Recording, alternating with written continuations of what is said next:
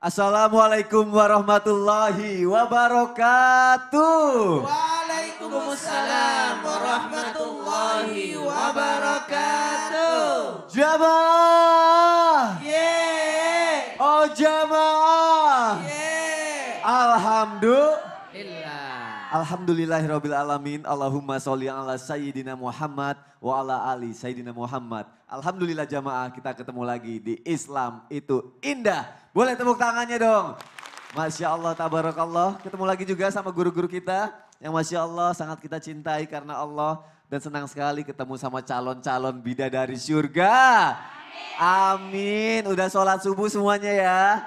Masya Allah. Jamaah, kalau kita sudah meninggal nanti, kita pasti akan meninggalkan semua yang ada di dunia ini ya.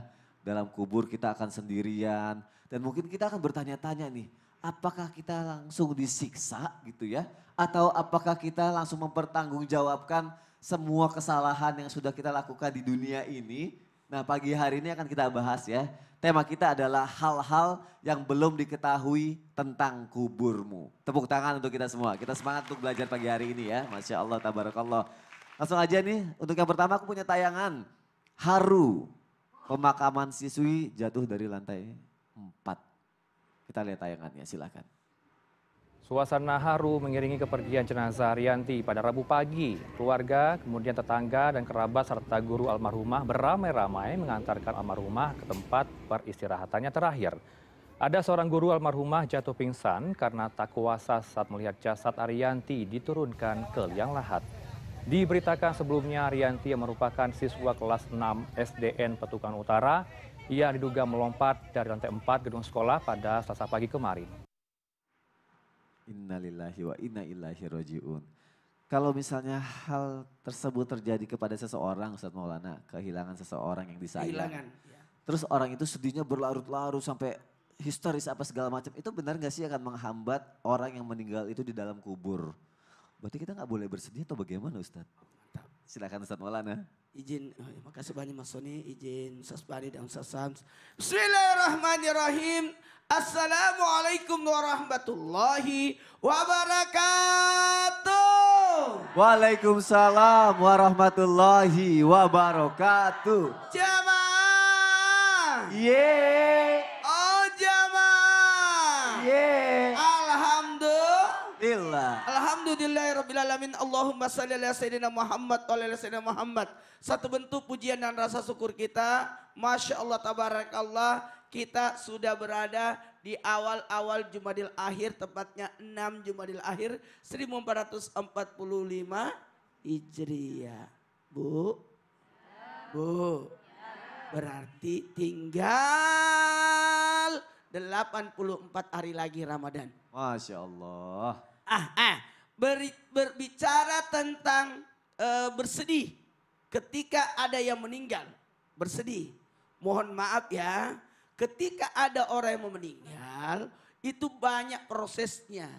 Ada tanda-tandanya. Kemudian mohon maaf, orang yang sudah meninggal itu mengalami proses menjelang apalagi yang disebut sakaratul maut. Kalau memang ada yang bertanya, apakah orang yang sudah meninggal itu tahu kalau dia akan meninggal? Iya, kalau orang yang baik pasti ada pemberitahuan. Ya, ada tanda-tandanya. Cuma kita kadang-kala tidak mengetahui. Nah, dalam hal inilah kita bersyukur adanya tanda-tanda ini sehingga kita tidak terlalu kaget. Kayak saya ya, sama istri saya kan saya tidak terlalu kaget karena saya sudah agak tahu sedikit bahwa ini kayaknya enggak lama lagi. Ya, tinggal sehari lah, tinggal beberapa jam lah. Jadi ketika meninggal saya tidak terlalu kaget, tapi tetap sedih sih. Ya Allah. Nah, ketika bersedih, kata Mas Soni tadi, apakah boleh menangis? Jawabannya boleh. Tidak ada salahnya orang menangis. Menangis itu boleh nih. Yang tidak boleh meratap.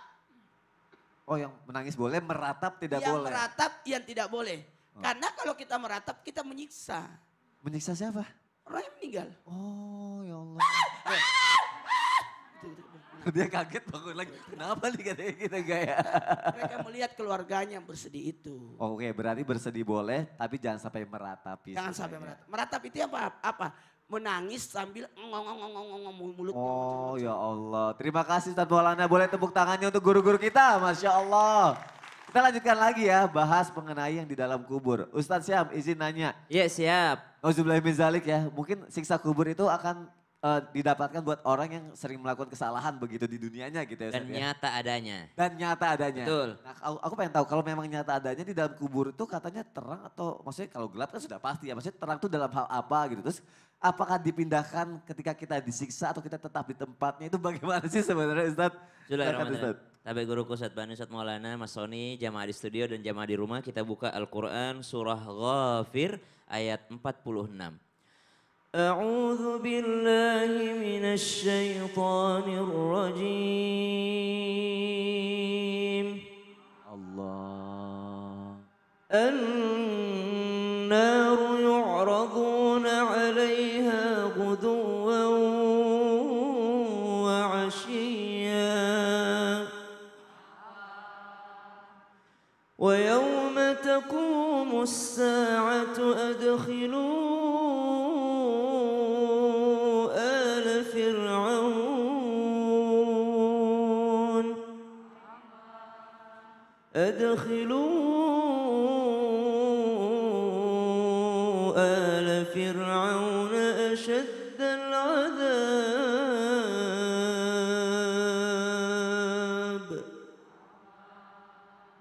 Neraka itu diperlihatkan kepada mereka para pengikut Fir'aun pagi dan siang hari.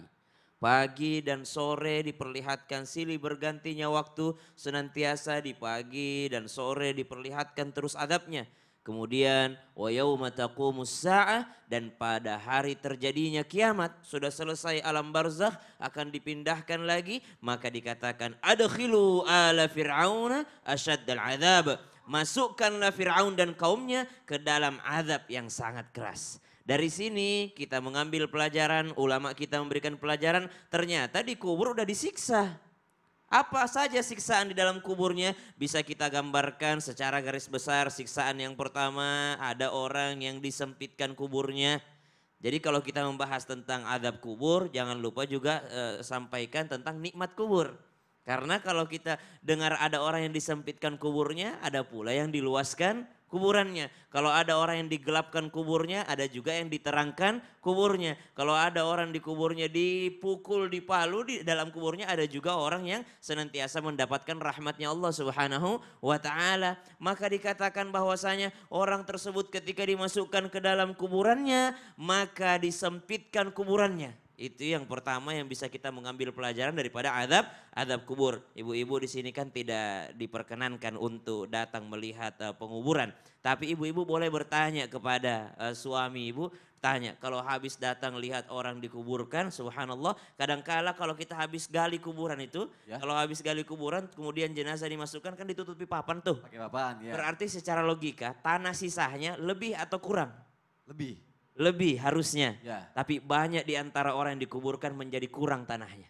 Ah, ya Allah. Kenapa? Saking luasnya kuburannya di dalam. Ya Allah. Karena dari situ saja sudah dikasih lihat sama Allah, ini orang luas kuburannya karena kurang tanah buat nutupinnya. Subhanallah. Kemudian digelapkan kuburnya, itu jadi antara adabnya kuburan. Kemudian ada juga orang yang dipukul, dipalu, itu semua datang setelah pertanyaan mungkar nakir. Wallahu ta'ala alam. Makanya kita harus bersiap untuk itu ya Ustaz. Ya. Betul, siap. Terima kasih Ustaz. Sama-sama Sony. Tepuk tangan lagi untuk guru-guru kita, Masya Allah. Gimana pembahasannya? Jadi takut atau semakin tertarik? Hah? Kita akan bahas lebih dalam lagi ya. Ustadz Bani izin dong Ustadz. Apa kabar Ustadz? Lama kita gak ketemu ya. Masya Allah. Ustadz kan orang kalau berziarah tuh kan kadang ya pengen banget deket banget ya. Karena sayangnya dengan orang yang sudah dikubur, yang sudah meninggal. Kayak deket banget pengen sampai didekap apa sampai mungkin sampai menginjak atau mungkin disentuh gitu tanah kuburnya. Sebenarnya boleh gak sih kalau kita ziarah tanah kuburnya itu kuburannya kita gak sengaja atau mungkin kita injek atau kita dudukin gitu Ustadz. Silakan Ustadz Bani.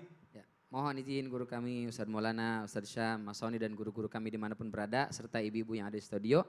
Bismillahirrahmanirrahim. Assalamualaikum warahmatullahi wabarakatuh. Waalaikumsalam warahmatullahi wabarakatuh. Alhamdulillah wassalatu wassalamu ala rasulillah wa ala alihi wa ashabihi wa mawalah la hawla wa la quwata illa billah.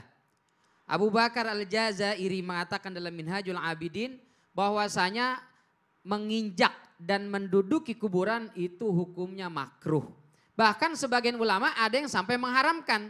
Kenapa? Karena kata Rasulullah sallallahu alaihi wasallam, la ayyajlisa ahadukum ala jamratin fatuhriqa thiyabahu fatakhlusa ila jildihi khairun lahu min an yajlisa ala qabrin. Seseorang menduduki bara api. Dengan bara api yang dia duduki itu lama-lama membakar pakaiannya. Lalu tembus mengenai kulitnya, kepanasan, terbakar dia. Khairun lahu, lebih baik itu dia lakukan daripada duduk di atas kuburan. Insya Allah. Nauzubillah min dzalik. Jadi kalau orang duduk di atas kuburan apalagi sampai menginjaknya, ini termasuk perbuatan yang dilarang dalam agama. Makruh, bahkan sebagian ulama mengatakan haram. Tapi kata Al-Khatib Asy-Syarbini, beliau mengatakan illa li darurah. Asy-Syirazi mengatakan illa li hajah, kecuali karena darurat atau karena kebutuhan. Misalnya, ini mau memakamkan jenazah kan bawa keranda. Ini banyak nih orang, 4 orang. Lewat, jalannya sempit, memang banyak kuburan. Mau gimana lagi? Oh, itu gak apa-apa ya? Itu darurat, nggak mungkin. Aduh gimana nih, aduh gimana nih. Nggak bisa nanti. Atau nanti pas begitu menguburkan banyak keluarga, famili, kerabat yang datang mengantarkan ke pemakaman, tempat untuk berdiri nggak ada. Maka kemudian tanpa sengaja atau mungkin bahkan sengaja karena darurat atau hajah nggak apa-apa. Selama dalam dirinya bukan untuk menghinakan. Itu karenanya Syihabuddin Ar-Ramli mengatakan kenapa dilarang, kenapa dimakruhkan bahkan sampai diharamkan kita menginjak dan duduk di atas kuburan. Karena ini adalah takriman li Bani Adam. Untuk memuliakan, menghormati jenazah manusia ini. Walaqad karramna bani Adam wa hamalnahum fil barri wal bahr wa razaqnahum minat thayyibat wa faddalnahum ala katsirin mimman khalaqna tafdila. Dalam surat Al-Isra 70, kami muliakan manusia anak keturunan Adam. Kami muliakan mereka, kami bawa mereka di daratan dan di lautan. Kami berikan kemuliaan kepada mereka yang tidak kami berikan kepada makhluk manapun. Maka mohon maaf, manusia kalau mati itu tidak disebutnya mati. Meskipun dalam bahasa Arab mati. Tapi bilangnya meninggal. Kemana Bapak itu? Udah mati Ustadz. Nah enggak, bilangnya meninggal. Meninggal harusnya. Bahkan jenazahnya enggak boleh dibilang bangkai, dibilangnya jenazah. Jenazah. Begitu kita menghormati manusia, hidup maupun sudah meninggal. Wallahu a'lam bishawab. Berarti hukumnya sebenarnya makruh, diperbolehkan kalau darurat, yang penting tidak ada niat untuk menghinakan. Betul. Masya Allah. Terima kasih Ustadz Bani.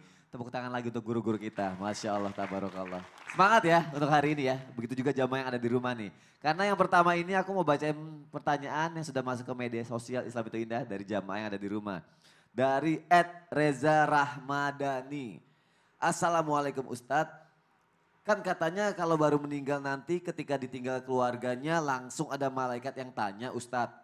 Boleh gak sih latihan dulu gitu Ustadz? Hah? Kalau boleh Ustadz bisa bantu ngelatih saya enggak? Waduh. Saya takut banget Ustadz masuk neraka.